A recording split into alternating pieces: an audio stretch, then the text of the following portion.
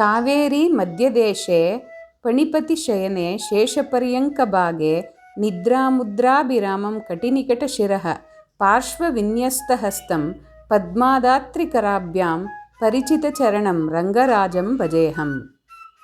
The history of the holy place Srirangam is thousands of years old. It traces back to the beginning of the creation.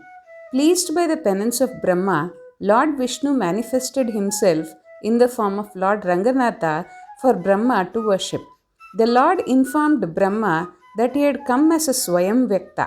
He would appear likewise in 8 places on earth: Srirangam, Srimushnam, Venkatadri, Saligram, Naimisharanya, Totadri, Pushkara and Badri.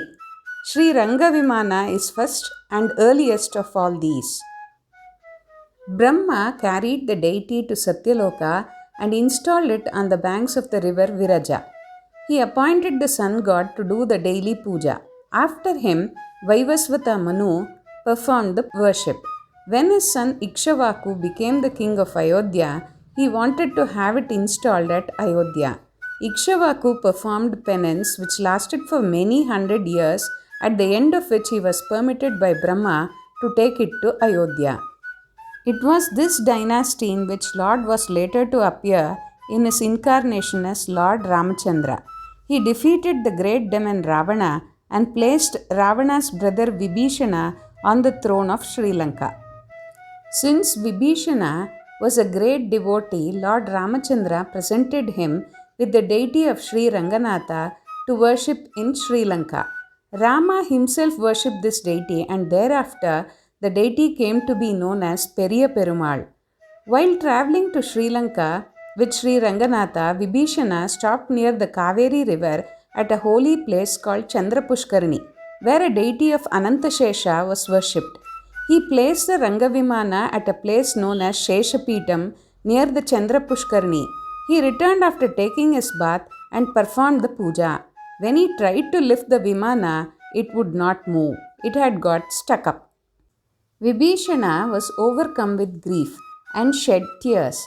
The Lord appeared before him and consoled him, saying that he need not grieve, as he had already decided to make the place his abode. He could come and worship him daily. It is said that Vibhisana worships the Lord daily at midnight. King Dharmavarma and his successors in the Chola dynasty built a large temple around the vimana of Lord Ranganatha and served him with great opulence.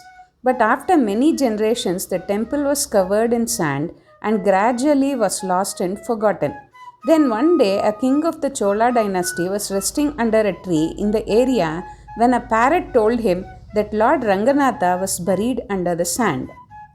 The parrot was repeating a shloka: Kaveri Virajaseyam Vaikuntam Rangamandiram Sa Vasudevo Pannagesha Pratyaksham Paramam Padam Vimanam Pranavakaram Vedashrangam Mahadbhutam Sriranga Sai Bhagavan Pranavartha Prakashakaha.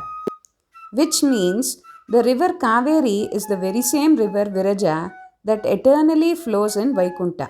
Srirangam temple is verily Vaikuntam itself, the abode of Lord Vishnu, where he sits in all splendor and in the company of Nityasuris, eternal associates. The Lord of Arangam is none but Vasudeva, the Lord himself. The Vimana is verily the external Paramapada itself.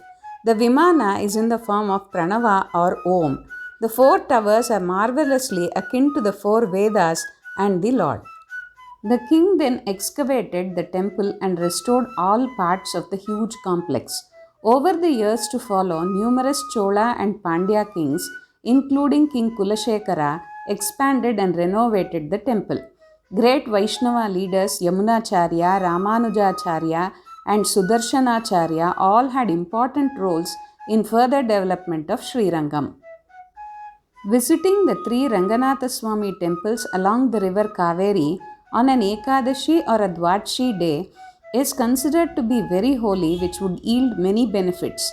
This is called Triranga darshanam, which includes Adiranga in Srirangapatna near Mysore, Madhyaranga near Shivanasamudra, and finally Antyaranga in Srirangam on the same day between sunrise and sunset.